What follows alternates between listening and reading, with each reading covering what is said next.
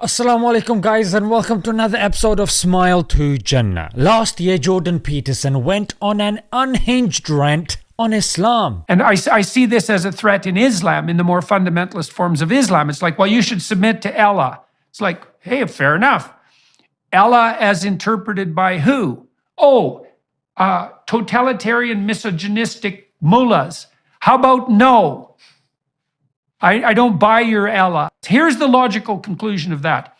You're your own church. You're your own God.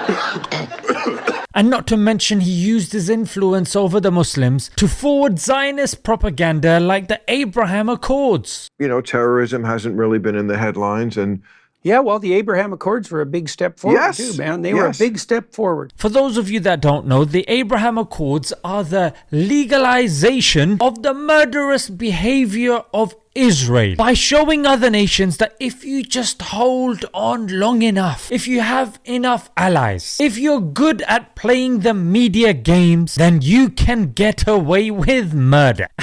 And the fact that this guy has got the nerve to say that it's a success shows truly what side he's really batting on. And as for the grandpa, since when did the criteria for terrorism become what comes on in the headlines? I mean, what really is in that thing that you're smoking, mate? Have you not heard of Palestine, Syria, Kashmir? Oh, but wait, that falls under state terrorism, which is not according to your definition, mate. How dishonest and unacademic and prattish of you, frankly. Yeah, I'm going to the United Arab Emirates. UAE. You bet. It turns out I have a lot of Muslim followers. Great. Quite honestly, I don't see why a Muslim would pay for a ticket to watch this guy live. I just don't understand it based on what this guy has done. I can see the contributions that he makes in psychology, and seeing a clip here and there, fair enough. But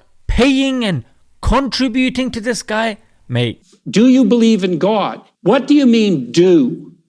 What do you mean you? What do you mean believe? And what do you mean God? Why didn't he say the same thing when it came to his sponsored trip to the UAE? What do you mean $50,000? What do you mean you'd fly me first class? What do you mean rich Arabs? Nah, mate, he understood that really well. And that's the thing when it comes to real life. People are very logical, but as soon as you bring God into the equation, people will find any excuse, no matter how illogical, just so they don't have to believe in a God. We might be in a simulation. I might not exist. Maybe there's billions and an infinite amount of universes, mate. Behave yourself, yeah? There's design. There's a designer. Let's move on from this, yeah? But if I draw a mean cartoon of AOC, I'm not going to get killed. Yeah. But if I draw the wrong cartoon in the other religion, I will. Yes, so that's not a good thing. So I'm going to make that important to me, like which one could really kill me.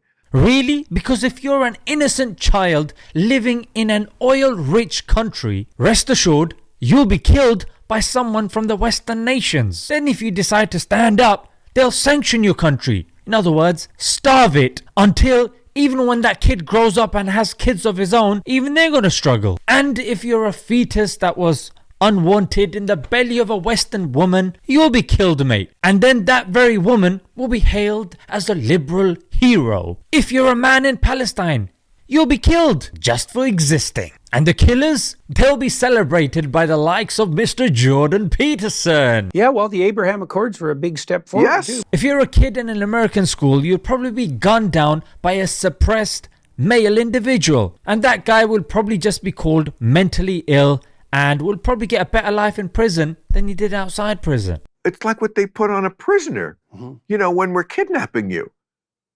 That's not job one, to get that off every woman's head in the world? Well, that's a bit odd.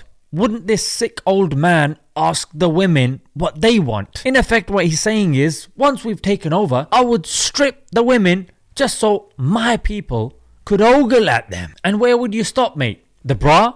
The panties? And after the stripping, do they get a complimentary OnlyFans account? And what if certain Muslims in retaliation say, these poor white women, they don't even have enough clothes to cover themselves, mate. You know what we should do? Have a quick whip around and go around giving them some clothes, mate. they're clearly struggling. I think I've made my point. Here are two old has-beens that are trying to stay relevant by talking about the timeless religion of Islam that will never, I repeat, never go out of fashion. Why? Because it is the way that has been chosen and perfected by the creator of the worlds, Allah subhanahu wa ta'ala. Isn't it time that we embraced it? And for those of us that have embraced it, to implement it so we can lead a good life in this world and in the hereafter. Let's leave it there, guys. Until next time, Assalamu alaikum.